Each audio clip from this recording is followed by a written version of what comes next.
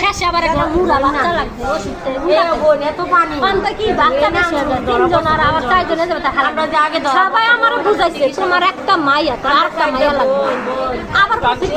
আমার দুইটা মাইয়া দুইটা ছেলে থাকলে আমার বাপ মাইয়ের বাপ ডাক্তার দেখেন না এটা জন্ডিসে এত গাঢ় হয়ে গেছে গা আপনারা তো অনেকদিন যার পথ ধরা পড়ে